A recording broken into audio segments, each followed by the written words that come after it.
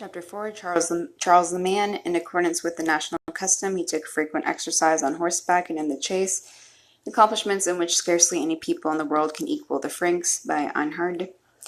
From Charles' biographer Einhard, who was also his contemporary, historians have learned much about the Frankish king. It is interesting to discover what personal traits the medieval cast of characters travel through time, so that we know tidbits about their habits and appearance that we would not necessarily expect someone to have recorded.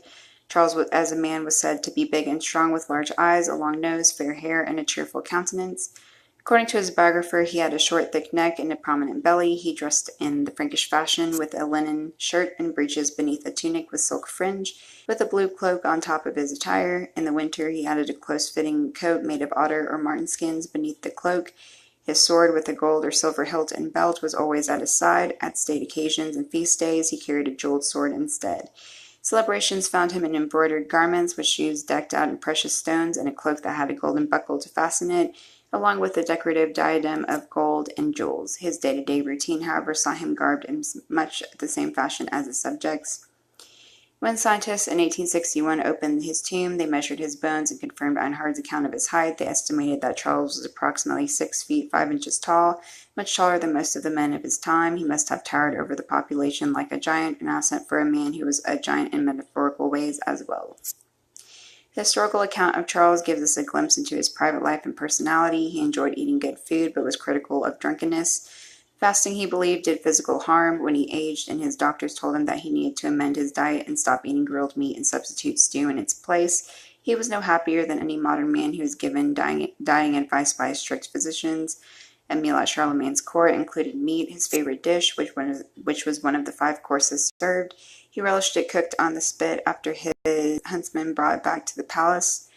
At lunch, he enjoyed music, which regaled the audience with the great feats of adventure from the past.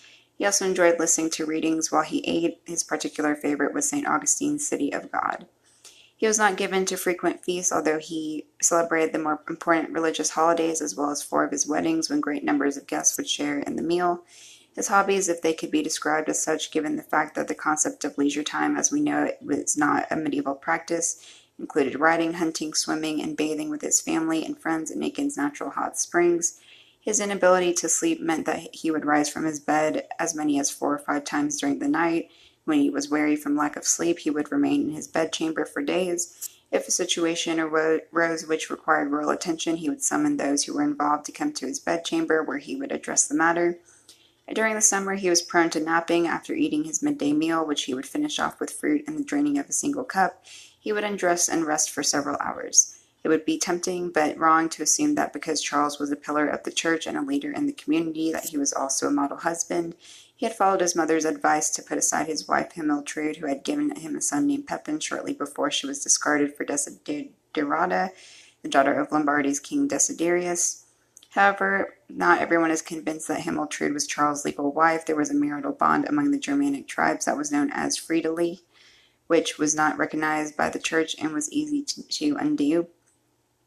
The marriage may have reflected the transitional state of matrimony as the Germanic marriage customs collided with the more rigid and permanent Christian union.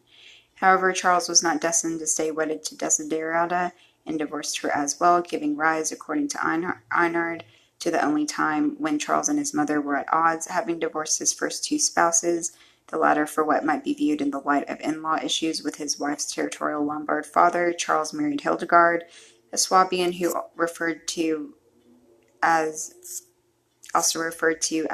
Blanchefleur. She was at his side during his military campaigns and gave birth to 4 sons and 5 daughters until she died at age 26 and was buried in the Metz Cathedral. Charles did not remain a widower for long, marrying Frustrata, the daughter of the Austrasian Count Rodolphe, who died in 794. According to Charles' biographer, Queen Frustrata was not a good match for Charles. Although she was beautiful, she was also ambitious. His next wife, who bore him no children, was Luitgard, remembered for her piety. Charles became a widower again in 800, the year that he was crowned Holy Roman Emperor, but he had no empress at his side. He opted for mistresses, 4 of them, and added 5 children to his brood. He had great educational expectations for his children, who were schooled in the liberal arts, daughters and sons alike. Studies included grammar, rhetoric, logic, arithmetic, geometry, astronomy, and music. The sons learned to ride horseback, to hunt, and to wield weapons. The daughters learned to spin, weave, and embroider.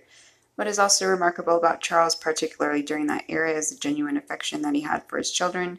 They traveled with him everywhere he went, the sons at his side, the daughters behind. They dined with him. He was reported to be so fond of his daughters that none of them was allowed to marry. This may have been less out of affection than out of a reluctance to offer land and power to his sons-in-laws. He had originally contracted a marriage for his eldest daughter, Gertrude, with Constantine VI of Byzantium, but when the girl was 11 years old, the engagement was annulled. He was not opposed to the daughters having unofficial relationships with men who were not their husbands, and he refused to believe stories that were told about the daughters' unseemly behavior. He bestowed rewards upon their common-law husbands and was a fond grandfather to the illegitimate children born of these unsanctioned unions. One such relationship was between his daughter Bertha and a man named Angilbert, who was a member of the royal circle at court. After Charles' death in 814, his heir Louis the Pious would not be so tolerant and banished his sisters from court, sending them to the convents which their father had bequeathed to them.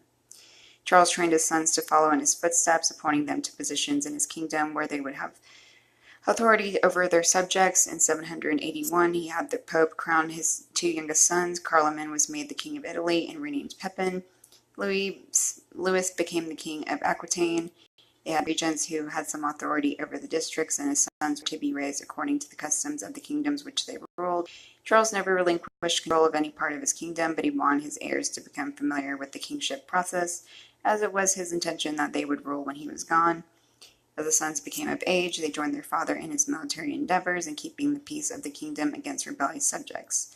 Although he was an affectionate father, he was still a king. When Pepin the Hunchback, his eldest and possibly illegitimate son, joined in a revolt against him, Charles sent him to a monastery.